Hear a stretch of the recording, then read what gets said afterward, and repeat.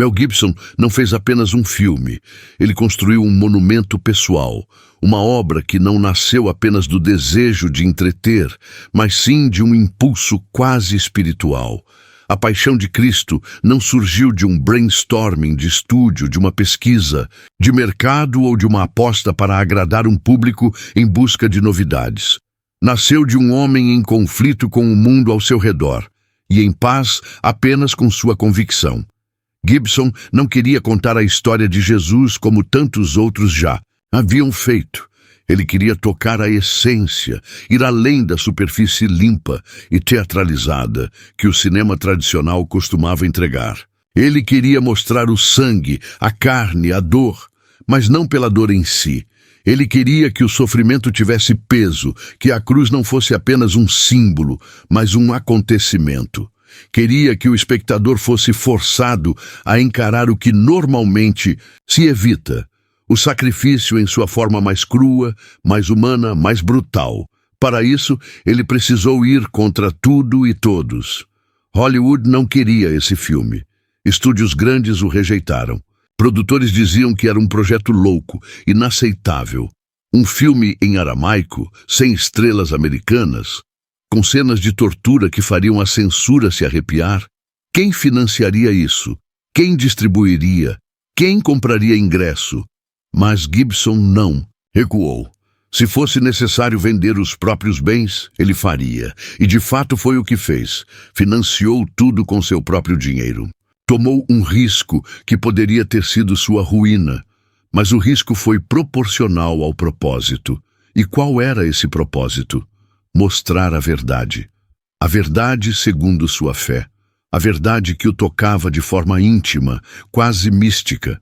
Ele acreditava que a história de Cristo havia sido suavizada demais, que a brutalidade do sacrifício havia sido apagada por conveniência, que a cultura moderna havia transformado Jesus num personagem simbólico, frágil, quase folclórico. Para Gibson, Cristo não era um símbolo vazio, era real. E se foi real, então sofreu. E se sofreu, o mundo precisava ver, precisava lembrar. Nesse ponto é importante entender, a paixão de Cristo não é só sobre Jesus, é sobre o que significa se manter fiel à sua visão em um mundo que constantemente te pressiona a desistir dela. Gibson sabia que a indústria cinematográfica é moldada por interesses, por agendas, por imagens cuidadosamente construídas. Ele mesmo já havia sido parte disso. Já tinha estrelado sucessos, dirigido épicos, ganhado prêmios, já tinha tudo, dinheiro, fama, influência, mas decidiu arriscar tudo por uma mensagem que o movia por dentro. E é aqui que a história começa a se expandir além do cinema. Porque esse não é apenas um caso de produção independente, é um ato de fé, um gesto que beira o martírio artístico. Ao filmar A Paixão, Gibson se colocou em posição semelhante do personagem que retratava. Vulnerável, atacado, sozinho, a mídia o chamou de fanático. Acadêmicos acusaram o filme de ser excessivamente violento. Alguns críticos o taxaram de sensacionalismo religioso. Grupos organizados tentaram boicotar, e ele permaneceu em silêncio. Ou, quando falava, fazia com calma, com firmeza, como quem carrega uma cruz, sem dramatização, sem vitimização. O curioso é que, mesmo com toda essa resistência, o filme se tornou um fenômeno. Movido quase que exclusivamente pelo boca a boca, rompeu barreiras linguísticas, culturais e até religiosas. Pessoas que nunca haviam se interessado por cinema bíblico se sentiram tocadas. Igrejas lotaram sessões. Famílias choraram juntas. Não porque era um bom filme, mas porque era algo raro, autêntico. E a autenticidade, mesmo quando controversa, é magnética. Essa autenticidade, no entanto, teve um preço. Gibson passou a ser visto com desconfiança por muitos setores da indústria. Não era mais o astro carismático, era o homem do filme da paixão, o que fala de Deus em entrevistas, o que desafia o politicamente correto, o que assume posições impopulares. Mas para ele, tudo isso era secundário. O que importava era o legado, a memória, a mensagem. Existe uma cena específica no filme, o momento em que Jesus cai, ensanguentado, e sua mãe corre para ele, que sintetiza o espírito da obra. O tempo parece parar. O sofrimento, a dor, o desespero se entrelaçam com o amor. Não é só mais um filme. É um clamor visual, uma oração cinematográfica, e isso não se fabrica com truques de roteiro ou direção. Isso vem da alma, vem da coragem de se despir artisticamente diante do mundo. E é por isso que a paixão de Cristo incomoda, porque não é neutra, não tenta agradar. Não se esconde atrás de metáforas sutis ou estéticas suaves. Ela sangra, ela fere, e ao fazer isso, revela mais sobre o espectador do que sobre o próprio Cristo. Quem assiste àquele sofrimento e se comove, talvez esteja reencontrando algo que havia esquecido, que o sagrado, muitas vezes, é incômodo, e que a fé verdadeira não busca conforto, busca verdade. Gibson, nesse sentido, não fez apenas cinema.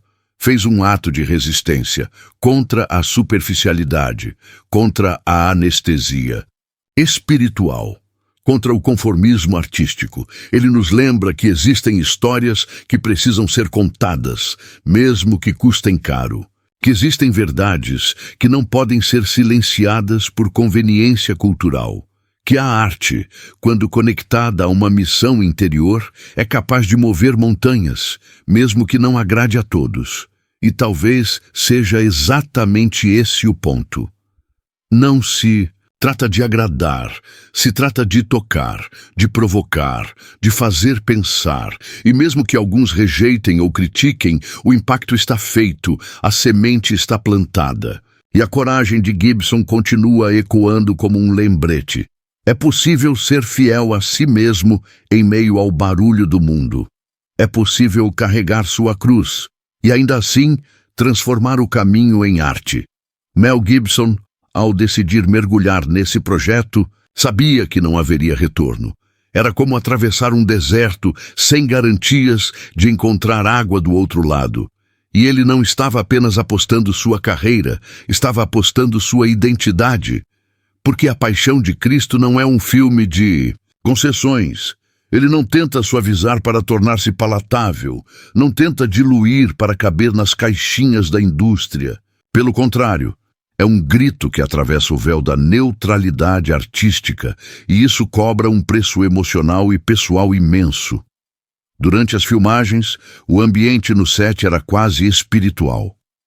Muitos relataram momentos de silêncio absoluto entre uma cena e outra, como se a equipe inteira estivesse ciente de que algo sagrado estava sendo encenado diante de seus olhos.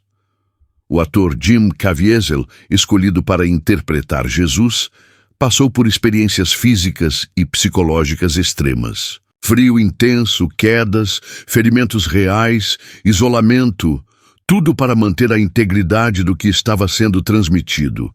Mas o mais forte não era o sofrimento encenado, era a verdade sentida por trás das câmeras. Muitos membros da equipe relataram que aquele filme não era apenas um trabalho, era um chamado. Pessoas que não tinham nenhuma conexão com a fé cristã sentiram algo diferente ali, algo vivo, algo que ultrapassava o cinema e tocava o invisível. E isso só foi possível porque Gibson teve a coragem de não diluir, de não explicar demais, de deixar que o silêncio falasse por si. E o silêncio é algo poderoso, principalmente quando usado com consciência. Em A Paixão de Cristo, os momentos em que nada é dito são justamente os mais avassaladores. O olhar de Maria, parado diante da dor do filho, diz mais do que 1000 diálogos. A expressão do soldado romano diante da mansidão de Jesus revela um conflito interno que nenhum roteiro conseguiria escrever. E o próprio Cristo, ao ser espancado, permanece em silêncio. Um silêncio que grita, que acusa, que revela a crueldade do mundo e, ao mesmo tempo, a resistência de quem ama até o fim. Esse contraste entre violência e amor, brutalidade e entrega, forma o coração da obra. E foi justamente isso que muitos críticos não souberam ou não quiseram entender. Disseram que o filme era violento demais, mas não perceberam que a violência não está ali para chocar. Está ali para confrontar, para desmascarar, para mostrar que o amor, quando é verdadeiro, não se expressa apenas em palavras doces, mas em gestos radicais. E que esse amor encarnado em Cristo não pode ser compreendido à luz de uma lógica comercial ou estética. Gibson sabia disso, e por isso preferiu o risco à omissão, preferiu a intensidade à neutralidade, preferiu fazer um filme que incomodasse, mas que tivesse alma, a fazer mais um produto que fosse digerido e esquecido. E foi aí que ele rompeu com o sistema. Porque Hollywood, com todas as suas luzes e premiações, valoriza mais o espetáculo do que o sacrifício. Valoriza mais a forma do que o conteúdo. E quando alguém decide inverter essa lógica, o sistema reage, rejeita, ridiculariza. E foi exatamente isso que aconteceu com ele. Após o sucesso estrondoso de bilheteria, esperava-se que Gibson fosse celebrado. Mas o que se viu foi o contrário. Ele foi isolado, atacado, perseguido. Seus erros pessoais, reais, como os de qualquer ser humano, foram expostos de maneira cruel. A mídia, que antes o aplaudia, virou as costas. Não porque ele havia feito algo imperdoável, mas porque ele havia rompido o pacto de silêncio. Havia falado demais, havia mostrado demais, havia desafiado demais. E é nessa parte que a história ganha tons ainda mais profundos. Porque o que está em jogo não é apenas a trajetória de um cineasta. É o embate entre dois mundos, o mundo do entretenimento como distração e o mundo da arte como verdade. Gibson escolheu o segundo. E ao fazer isso, se expôs de maneira radical. Ele sabia que não seria compreendido por todos. Mas também sabia que, em algum lugar do mundo, alguém seria tocado. E isso já bastava. A verdade é que A Paixão de Cristo não é um filme que se assiste com os olhos. É um filme que se vive com a alma.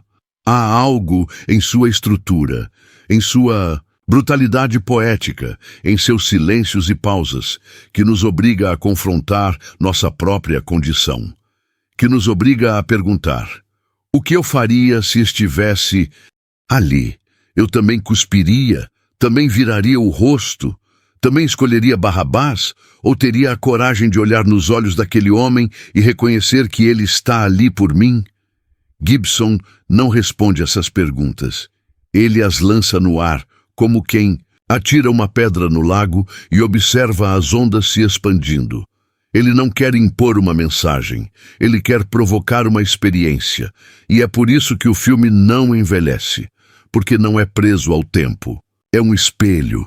E cada geração que o assiste enxerga algo diferente, algo que não está nas cenas, mas no que elas evocam dentro de cada um. No fundo, esse é o maior poder da arte verdadeira. Despertar. Tirar o espectador do conforto. Fazer com que ele sinta, pense, questione. E isso só é possível quando o artista se dispõe a mergulhar fundo, mesmo que isso signifique perder tudo. Mel Gibson mergulhou e emergiu com uma obra que dividiu o mundo, mas que, ao mesmo tempo, uniu milhões de pessoas em torno de uma verdade esquecida, a de que o sacrifício, quando movido pelo amor, é o gesto mais revolucionário que existe. Depois da estreia de A Paixão de Cristo, Mel Gibson poderia ter seguido o caminho fácil. Poderia ter capitalizado o sucesso, lançado produtos derivados, se aproximado de lideranças religiosas ou entrado para o circuito de premiações que antes o desprezava. Mas ele não fez nada disso. Ele sumiu. Recolheu-se. E esse silêncio, pós-impacto, foi tão eloquente quanto o próprio filme, porque ele sabia que não adiantava tentar explicar o que havia feito. Quem entendeu, entendeu. Quem não entendeu, talvez nunca entenda. E nesse ponto, Gibson já havia aceitado a solidão, que acompanha os que ousam sair da fila. Enquanto muitos o acusavam de ter feito um filme panfletário, religioso demais ou ultraviolento, o que poucos compreendiam era que A Paixão não era apenas um projeto artístico, era uma confissão, um pedido de socorro, uma tentativa de redenção. Gibson lutava contra seus próprios demônios internos e projetou tudo aquilo em um altar cinematográfico. O sangue, a dor, o silêncio de Cristo, tudo isso também era o espelho de sua própria angústia. Era ele dizendo: eu também estou caído, eu também preciso de salvação. E essa exposição pública do íntimo é algo raríssimo no cinema moderno, porque vivemos numa época onde os filmes são feitos para agradar, onde cada escolha é testada em grupos de opinião, onde cada detalhe é calculado para maximizar lucro e minimizar rejeição. Gibson fez o oposto. Ele escolheu provocar, escolheu dividir, escolheu tocar em feridas que o mundo prefere esconder e por isso foi rejeitado, porque o mundo atual não sabe lidar com a verdade crua. Ela incomoda, ela exige mudança, e mudar dói. É aí que a figura de Mel Gibson se torna simbólica. Ele encarna na própria carne o arquétipo do bode expiatório. Ele queima no altar da indústria para lembrar que o sistema não tolera dissidência, não tolera fé, não tolera entrega. E quando alguém ousa tocar nesses temas com profundidade e verdade, o sistema reage com fúria. Não porque teme o artista em si, mas porque teme o que ele desperta nas pessoas. E Gibson despertou algo muito perigoso: consciência.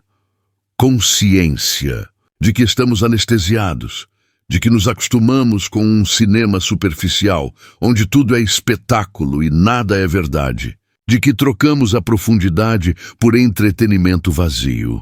A Paixão de Cristo foi um tapa na cara dessa mentalidade, e não apenas pelo conteúdo, mas pela forma como foi feito, com independência total, sem grandes estúdios, com uma equipe disposta a sacrificar conforto pelo impacto. Um verdadeiro ato de resistência artística.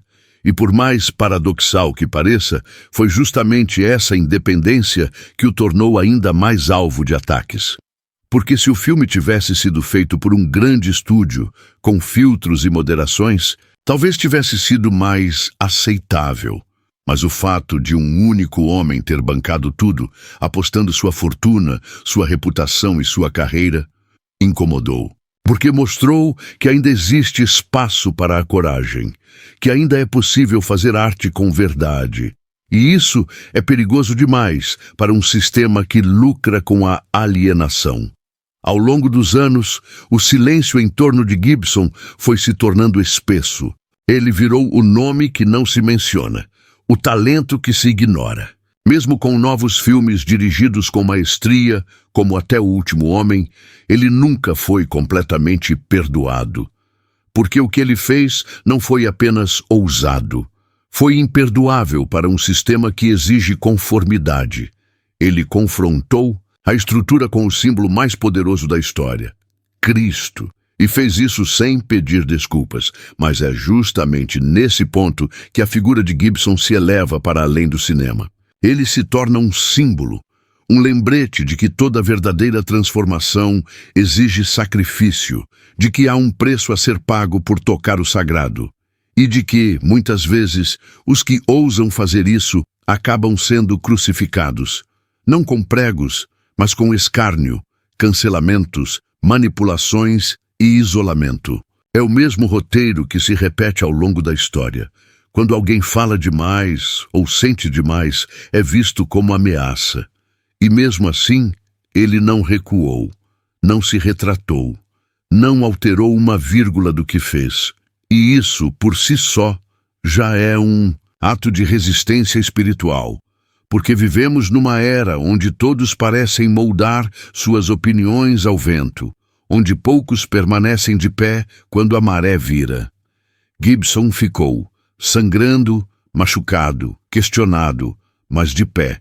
E isso, para muitos, já é um milagre. No final das contas, talvez seja essa a maior contribuição que ele deixou. Um lembrete de que a verdade custa caro, mas vale cada centavo. Que a beleza profunda sempre incomoda. Que a fé autêntica não cabe em slogans. E que, por trás das câmeras, ainda existem almas dispostas a sofrer para transmitir o que é eterno. Se você ficou até aqui, é porque sentiu o peso e a verdade dessa jornada. Então já deixa seu like, se inscreve no canal para não perder os próximos vídeos e comenta aqui embaixo uma palavra ou frase que te marcou. Pode ser verdade, sacrifício ou o que tocar seu coração. Isso ajuda muito.